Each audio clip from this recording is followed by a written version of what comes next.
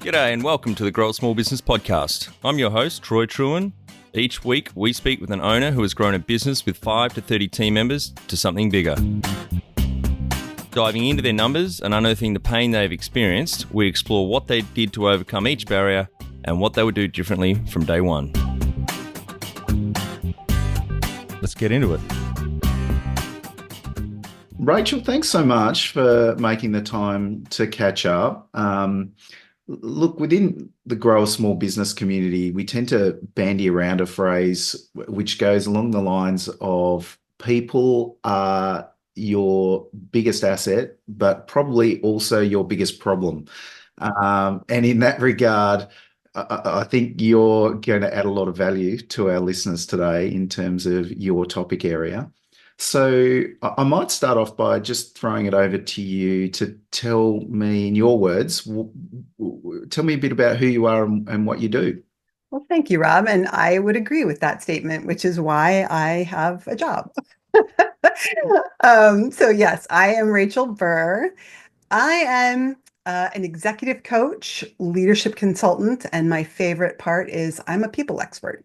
Yeah, I work with leaders and their teams around all the kind of messy, gray people stuff that, when folks are running their own business and growing their teams, they a lot of times love the business part, but that people stuff, that gets messy and it kind of gets in the way. Yeah, absolutely. It really is a messy part. And tell me, who's the typical customer that comes to you for help?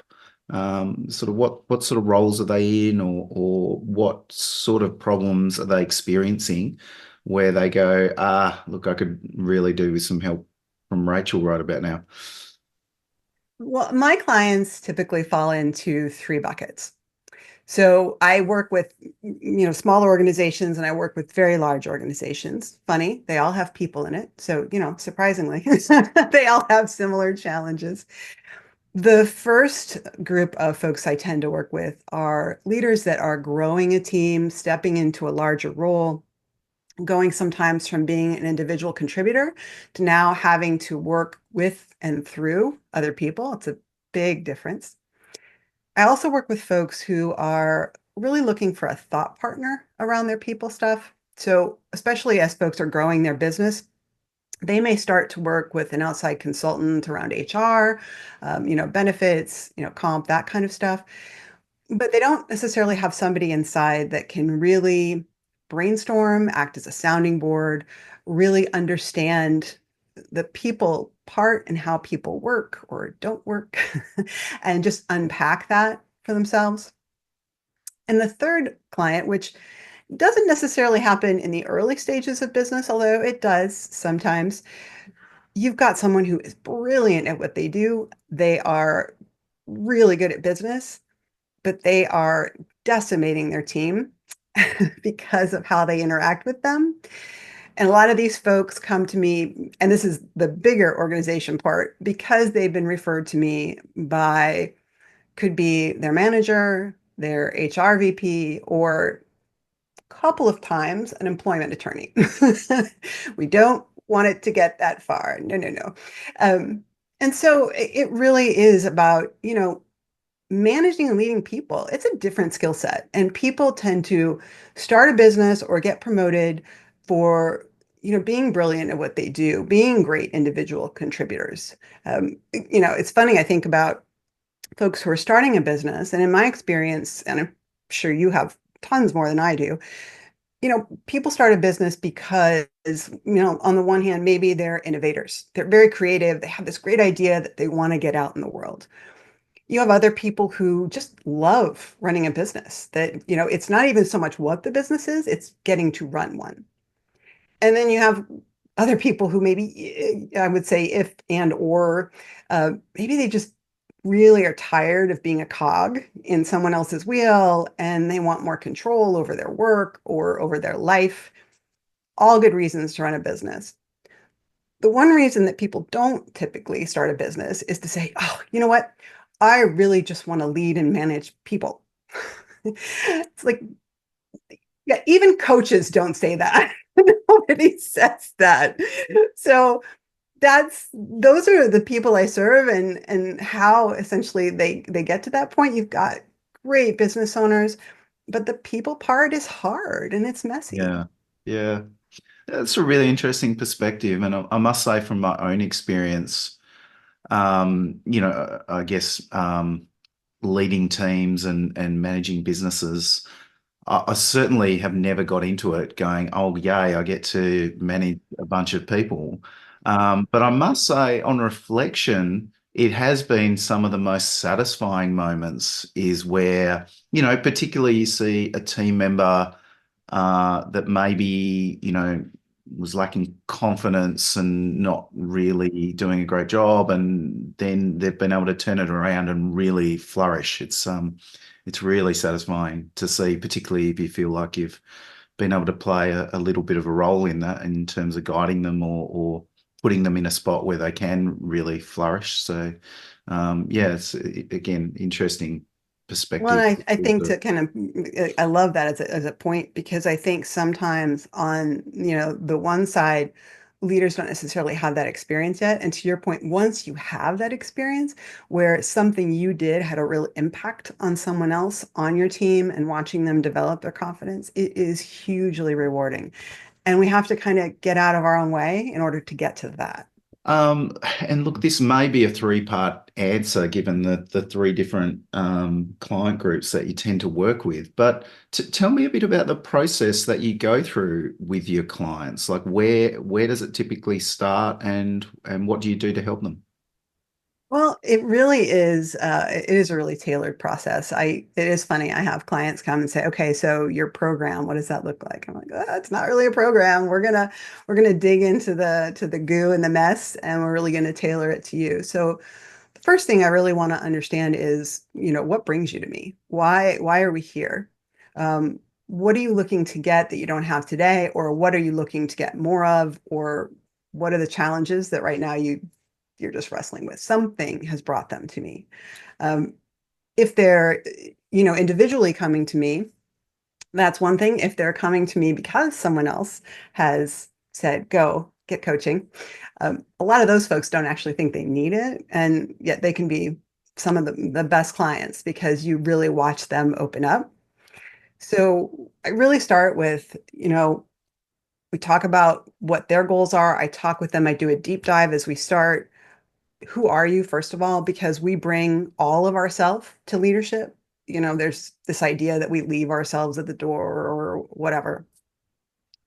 But the core of who we are, our values, our strengths, we want to bring all of that. And I'm very clear, leadership is not a cookie cutter. We tend to think that a leadership looks like a specific box or a specific form, and we try to push ourselves into that. And it's not true.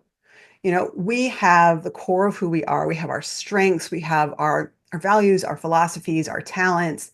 And the idea is we have a role as a leader, and we're bringing all of that to our leadership. And it's about how do we best bring that based on the situation in order to be successful? Because different roles will require us to bring who we are differently, but it's not about changing us into someone else. And so, really getting to know them, first of all, as a leader, understanding the kind of leader they want to be, the impact they want to have. That'll serve us because we'll look at the impact they are having and the gap potentially, which is hugely motivating. People want to be a good leader. Most people aren't Yeah, out of there course. thinking, I want to be a really crappy leader. No. Yeah, so we go through all that, and then we set goals so that, you have something to really focus on and ground us. And doesn't mean that there aren't other topics that come up. There, of course, are. But having that as an anchor in terms of, okay, these are really my priorities for how I want to focus and what I want to do differently, and the impact I want to have that's different. I certainly know in our business transformation program that we run, we're big advocates for engaging with your team members at least on a weekly basis, a one-on-one every week. And I guess the thing we find fascinating is a lot of the clients that we work with, when you talk about, well, how are you interacting with your team at the moment? They're like, oh, well, I sort of bump into them in the corridor and we have a chat. And And then they can't work out why their team members aren't performing in the way they want them to. But there's no real structured process around, I guess, target setting and what the expectations are, and just engaging with the team. Like, I guess without that structure, of course, it tends to fall away. I mean, is that something you notice as well, or is that a common issue that you see? Absolutely. I think it's interesting too. Even at a larger scale, I was with a group this morning that was talking to a CEO of a very large real estate company, and he said, even today, it is really about relationship building and connecting with humans as humans. We're talking about all the technology we have that makes it so much, well, let me call it easier. Let's call it like quicker to actually connect. It's not, it doesn't build relationships. We still have to build them. And I think one of the challenges becomes that it's so easy to assume that'll happen organically or underestimate the importance of that. And to your point, structuring structuring those interactions, it's not meant to be overly rigid. I always like the analogy of the like you take metal bars and you take cement. And I don't know if you're familiar, we had these jungle gyms or, kind of play sets when we were kids, and there's just enough space and bars to climb on and be like monkeys. You take that same metal and you take that same concrete and you can also build a jail, right? So you create structure not to be rigid, but to support the goals that you have. And so having those regular one-on-ones and being also mindful about what do I want to get out of this one-on-one? What do I want my employee to get out of this one-on-one? Being mindful of, yeah, carving out that space because people think, oh, we'll do it, we will. And the days, the weeks, the years just get away from them and it doesn't happen. And yeah, they're not building the relationship that's required for trust and so many other things. Do you find it difficult to define and execute a clear strategy for your small business? Does your team support your strategy? You know you are ready to create the right environment to boost your team's performance. Our 90-day business transformation program is designed for small business owners like you, with 5 to 30 team members who are ready for growth. Every day you'll receive a short email with a handful of growth actions. You'll invest 30 minutes each week in your one-on-one coaching session, tackling your specific growth challenges with one of our experienced growth guides, business owners themselves. Boost your confidence, your team's performance, and grow your small business with ease with our business transformation program at growsmallbusiness.com. Can you perhaps give us a little bit of an example of a client that you've worked with, and you don't have to share names if you don't want to, but tell us a bit about, I guess, bring it to life for us. Give us a bit of an example of someone you've worked with and what you've been able to achieve. I think there are a couple of things that people are surprised that are very common, especially around leaders who are growing a team. And a lot of times leaders think, oh, it's only me, or I'm doing something that, other people already know. And I think one of the things that's really important is to understand we all struggle with this. If, there may be those, tiny fraction of people that step into leadership and they automatically know what to do. I don't personally know any of those people, but I'm sure they must be out there. One of the things I find is as people are coming in and they're building a team and growing a team, even, when you have one or two people, you have that closer connection, you're working with each other possibly more regularly. But then you start to really grow. And especially for leaders, one that I'm thinking in particular, but this happens with so many of my clients, that they're going from being an individual contributor or owning kind of being a solopreneur, see if I can pronounce that.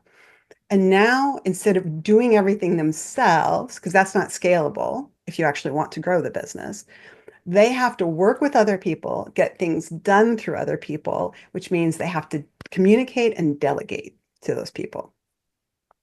One of the biggest challenges is, well, one, accepting that you actually have to let go, and that even if someone else cannot do it as perfectly as you can, that you personally are not replicable. So we can't make 30 of you. And if you want to grow your business, you have to do this.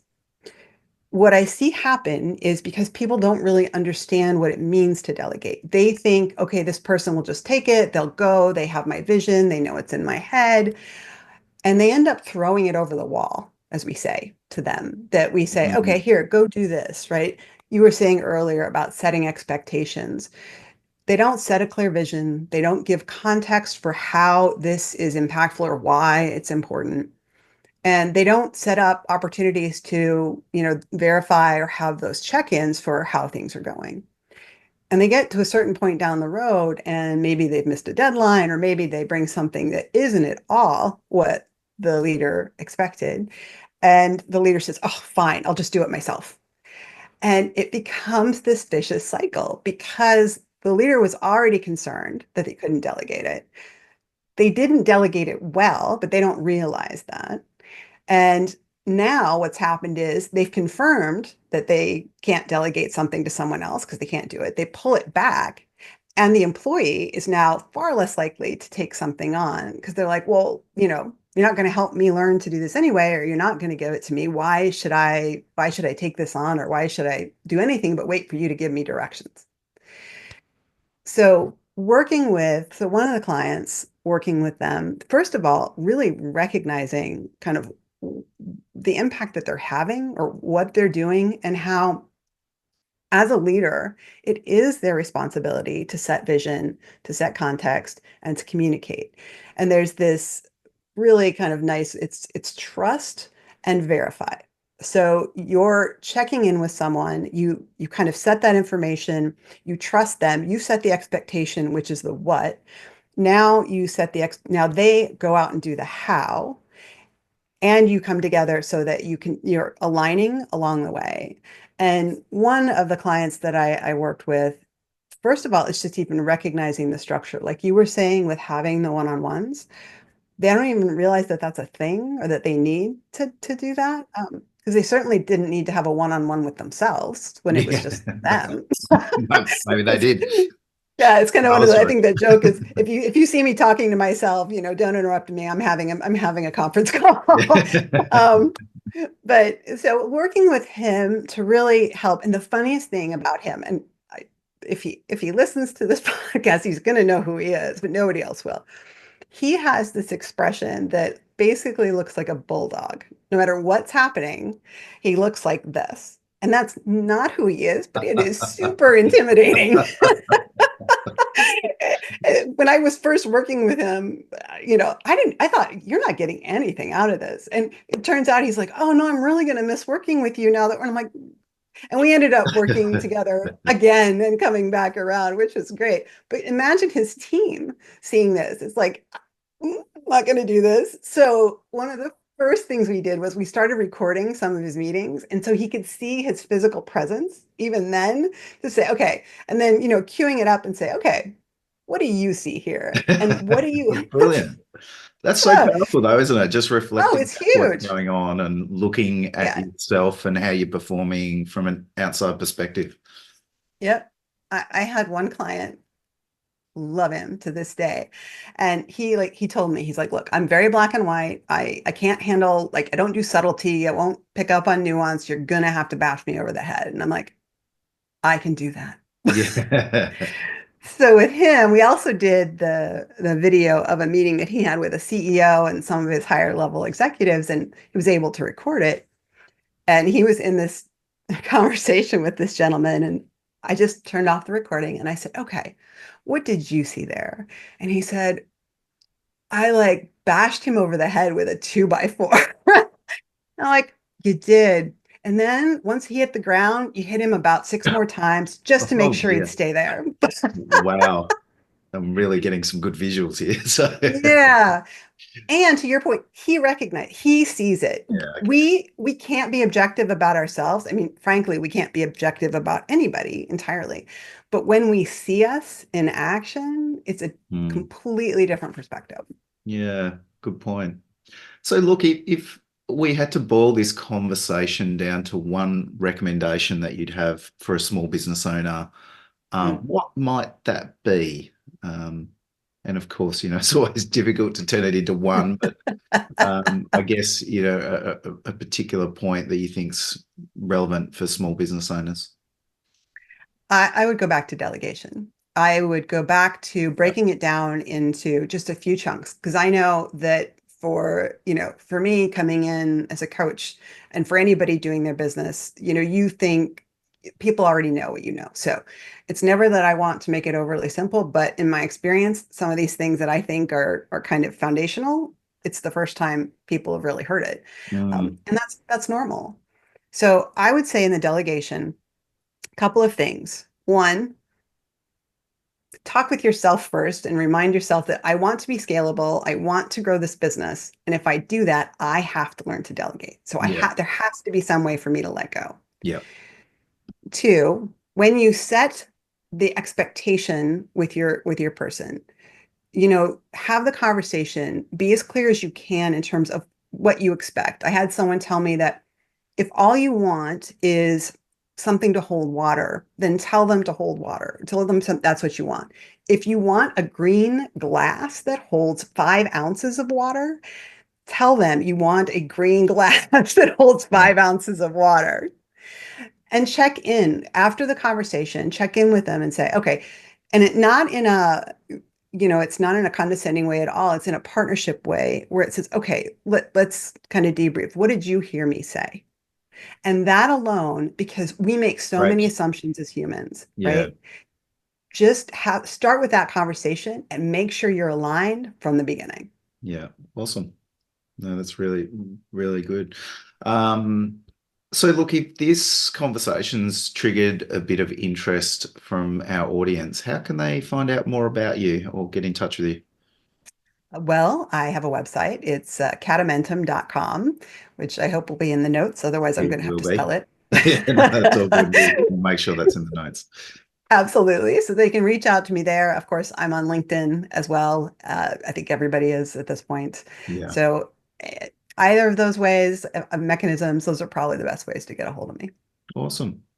Well, Rachel, thank you so much for the chat. There was heaps of value in that. And I can see why your clients will get a lot of value working with you.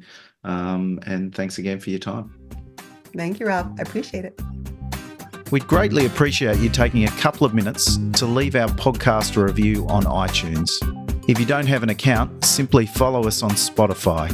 You'll help other small business owners find the cast and valuable content our guests share.